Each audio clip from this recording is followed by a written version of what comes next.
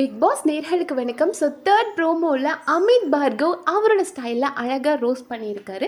So Amit Bhargav நம்ம எல்லாருக்கும் தெரிஞ்சிருக்கும். நம்ம தமிழில் பிக் பாஸ் அந்த வாய்ஸ் கேட்குறோம் இல்லையா, அதே மாதிரி சீசன் 1 சீசன் 2 தெலுங்கில் அவர் தான் வந்துட்டு வாய்ஸ் ஓவர் ஆர்டிஸ்டாக இருந்தார். அந்த வாய்ஸ் நம்ம இன்றைக்கி தமிழில் பிக் பாஸ் அப்படின்னு கேட்குறோம்ல ஒரு குரல், அந்த குரல் மாதிரி தெலுங்கில் அவர் தான் அந்த குரலுக்கு சொந்தக்காரராக இருந்தார். ஸோ அவருக்கு இந்த நூக் அண்ட் கார்னரில் இருக்கிற எல்லா டாக்டிக்ஸும் இந்த பிக் பாஸ் பற்றின எல்லா ஒரு ஐடியாவும் இருக்கும். மோரோவர் அவர் நிறைய ஒரு டைரக்ஷன் பண்ணியிருக்காரு, அவருக்கு இந்த நாலேஜ் நிறையா இருக்கும்.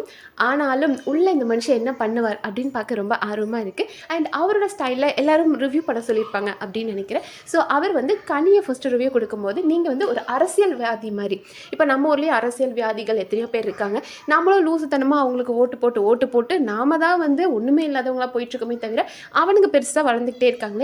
அந்த மாதிரி அரசியல்வாதி மாதிரி நீங்கள் இருக்கீங்க, உங்கள் ஃபாலோவர்ஸ் கொஞ்சம் பேர் வச்சுருக்கீங்க, ஆனால் நீங்கள் மட்டும் நல்லா இருக்கீங்கன்ற மாதிரி தான் அவர் ஒரு மீனிங்கில் சொல்கிறாரு. ஆனால் இங்கே கனியோட ஐடியா என்ன அப்படின்னா, நம்ம ஒரு பாசமான அம்மாவாவோ அக்காவாவோ அப்படியே நம்மளோட குடையின் கீழ் இந்த குழந்தைங்களை வளர்த்துக்கிட்டு ஒரு ஆயம்மா வேலை பார்த்துக்கிட்டு இருந்தோம் அப்படின்னா பார்க்குற மக்களுக்கு அடடா என்ன ஒரு தாய் உள்ளம், இந்த தாய் உள்ளம் தானே ஜெயிக்கணும்.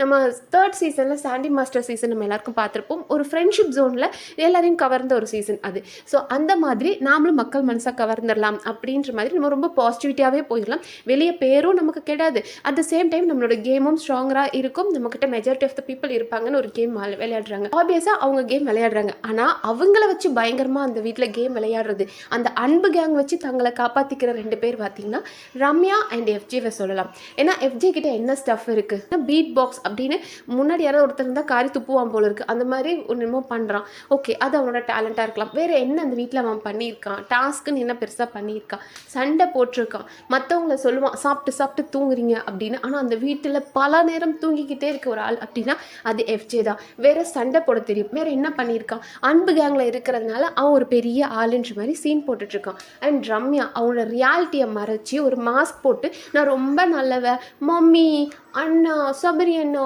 எஃப்ஜே அண்ணா மாமா கலையரசன் மாமா இப்படின்னு சொல்லி கொஞ்சிக்கிட்டு ஒரு சீன் போட்டுட்ருக்கான். பட் அவங்களோட பாயிண்ட் என்ன அப்படின்னா, ரம்யாவுக்கு நம்ம கேம் நல்லா பண்ணணும், டாஸ்க்குன்னு வந்தால் வெறித்தனமாக விளையாடணும். ஸோ டாஸ்க் பேஸ்டாக நம்ம இருந்தால் மக்களுக்கு பிடிக்கும்.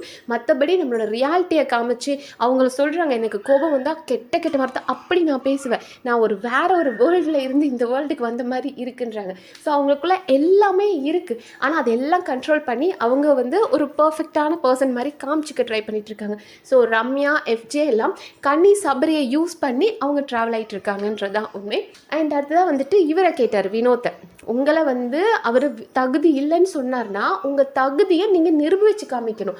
அதை விட்டுட்டு மறுபடியும் அவருக்கு பின்னாடி போய் நின்று பாட்டு பாடுறது கை தட்டுறது இதெல்லாம் அவர் சொன்ன மாதிரியே நீ தகுதி இல்லாத மாதிரி தானே நடந்துக்க அப்படின்ற மாதிரி வினோத்துக்கு ஒரு ஸ்லிப்பர் ஷர்ட் கொடுத்தாரு, நல்லா இருந்தது. அண்ட் திவாகருக்கு அமித் சொன்னது நல்லா இருக்கு, உங்களுக்கு ஒரு திறமை இருக்குது அப்படின்னா அந்த திறமையை நீங்கள் காட்டலாம், ஆனால் மற்றவங்க திறமையை நீங்கள் வந்து குறைச்சி காட்டுறது நல்லா இல்லை அப்படின்னு.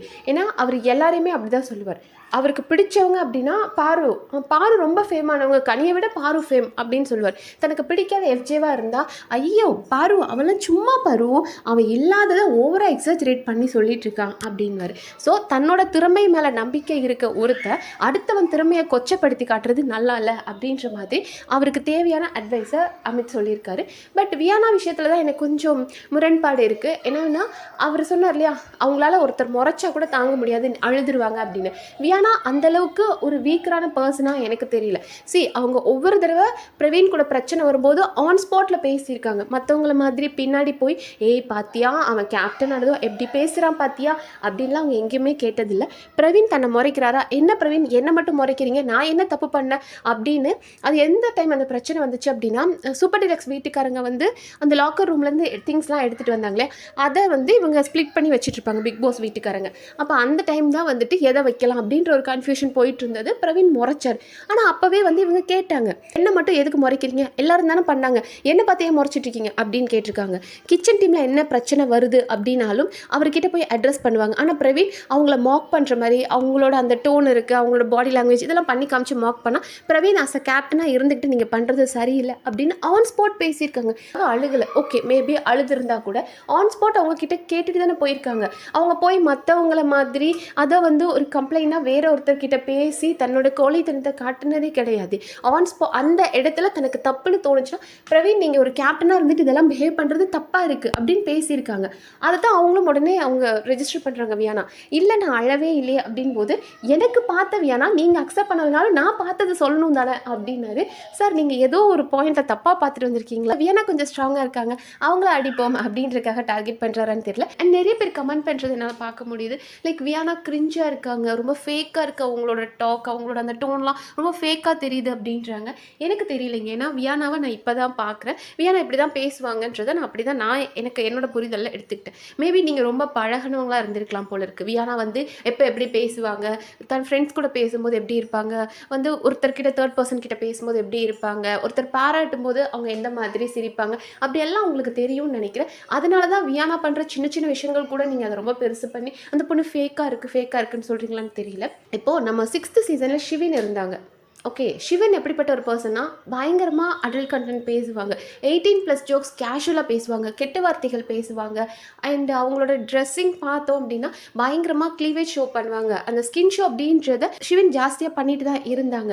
ஆனாலும் அதை தாண்டி சிவனுக்கு ஒரு சப்போர்ட் இருந்ததுக்கான காரணம் அந்த கேம் அவங்க எந்த அளவுக்கு புரிஞ்சுக்கிட்டு விளையாண்டாங்க, அவங்க எத்தனை இடங்களில் அந்த கேம் ஃபோக்கஸ்டாக இருந்தாங்க, எவ்வளோ இந்த கேமை அவங்களால முடிஞ்ச அளவுக்கு எவ்வளோ சூப்பராக சர்வை பண்ணாங்க அப்படின்றனால சிவனுக்கு பயங்கரமான ஒரு ஃபாலோவர்ஸ் இருந்தாங்க தான். அந்த மாதிரி இந்த கேமில் அவங்க என்ன பண்ணுறாங்கன்னு பாருங்கள். உங்களுக்கு வியானாவை பேசுறது பிடிக்கல, அவங்க ட்ரெஸ் பண்ணுறது பிடிக்கல, அவங்க சிரிக்கிறது பிடிக்கலன்னா அதெல்லாம் விட்டுருங்க, அது நமக்கு தேவையே கிடையாது. இந்த கேமில் அந்த பொண்ணு என்ன பண்ணுச்சு, இந்த கேமில் அந்த பொண்ணு எந்த இடத்துல ஃபேக்காக இருந்தது, அந்த பொண்ணு யார்கிட்ட போய் சொல்லிச்சு, யார்கிட்ட டபுள் கேம் ஆடிச்சு, அப்படி ஏதாவது சொல்லுங்கள் ப்ளீஸ், நான் தெரிஞ்சுக்கிறேன். பட் எனிவேஸ், எனக்கு அமித் பார்கவ் ரொம்ப பிடிக்கும். ஒரு பர்சனாக அவரை நமக்கு இந்த பிக் பாஸ் கேமுக்குள்ள அவர் எப்படின்னு தெரியாது. ஸோ அவரோட ரியாலிட்டி ஷோஸ்லாம் பார்த்துருக்கேன். அவரோட ஒய்ஃபை அவ்வளோ அழகாக பார்த்துக்குவார். ஒரு பர்ஃபெக்ட் ஹஸ்பண்ட் மெட்டீரியல், ரொம்ப கேரிங்காக அவரோட ஒய்ஃபை வந்து அவ்வளோ இம்பார்ட்டன்ஸ் கொடுத்து. எனக்கு ஞாபகம் இருக்கும், அந்த மீ2 ப்ராப்ளம் வரும்போதெல்லாம் அவங்க ஒய்ஃபும் வந்து ஒரு கம்ப்ளைண்ட் கொடுத்துருந்தாங்க. ஸோ அந்த இடத்துலையும் சரி அவங்க ஒய்ஃப்க்கு அவ்வளோ சப்போர்ட்டிவாக நின்றுருக்காரு.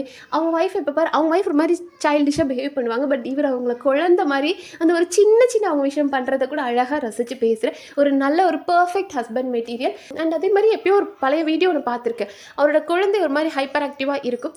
அந்த ஒரு இதையும் புரிஞ்சுக்கிட்டு அவர் ஓகே குழந்தைங்க இந்த ஏஜில் இப்படி இருப்பாங்க, பட் இது ஒரு சின்ன ப்ராப்ளம், இது நம்ம சரி பண்ணிடலாம் அப்படின்ற மாதிரி ஒரு பாசிட்டிவான பர்சனாக தான் நான் அமித் பார்கவ் இவ்வளோ நாள் பார்த்துருக்கேன். ஸோ இந்த வீட்டுக்குள்ளே அமித் எப்படி கேம் விளையாடுவார் அப்படின்னு பார்க்க ரொம்ப ஆசையாக இருக்குது. ஏன்னா அமித் வந்து ஒரு கண்டஸ்டண்ட்டாக இப்போ வந்திருக்கலாம், பட் இதுக்கு முன்னாடி வந்து அவர் வாய்ஸ் ஓவர் கொடுத்ததுனால அவருக்கு தெரிஞ்சிருக்கும் ஒரு டீம் நம்மக்கிட்ட என்ன எதிர்பார்ப்பாங்க, ஒரு டைரக்ஷன் எப்படி இருக்கும், இந்த பிக் பாஸ் டைரக்ஷன் எப்படி இருக்கும், டாஸ்க் எப்படி இருக்கும். நம்ம அந்த இடத்துல டாஸ்க் வின் பண்ணுறதை விட மக்கள் மனசை வின் பண்ணணும், மக்கள் மனசை ஜெயிக்கிறதுக்கு நம்ம என்னெல்லாம் பண்ணணும் அப்படின்ற மாதிரி டாக்டிக்ஸ் அவருக்கு தெரியும். மோரோவர் அவரும் வந்து கொஞ்சம் நல்ல ஒரு பர்சன் தான் என்னை பொறுத்த வரைக்கும். அவர் இன்னைக்கு ப்ரோமோல கோபமாக பேசுகிற மாதிரி பேசுறதுனால அதை தாண்டி அவர் கொஞ்சம் மெச்சூர்டான பர்சன். அவர் ஹேண்டில் பண்ணுற விதம் நல்லா இருக்கும்.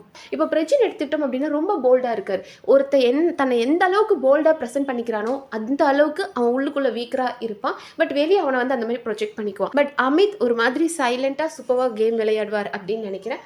அண்ட் வீட்டுக்குள்ளே அவர் எப்படி இருப்பார்னு பார்க்க பயங்கர எக்ஸைட்மெண்ட்டாக இருக்குது. அண்ட் பார்ப்போம் இன்னும் வேறு எல்லாம் இன்ட்ரெஸ்டிங்காக நடக்குது, நம்ம அடுத்தடுத்த வீடியோவில் பார்க்கலாம். அண்ட் இந்த வீடியோ உங்களுக்கு பிடிச்சிருந்தா சப்ஸ்கிரைப் பண்ணி சப்போர்ட் பண்ணுங்கள். நன்றி.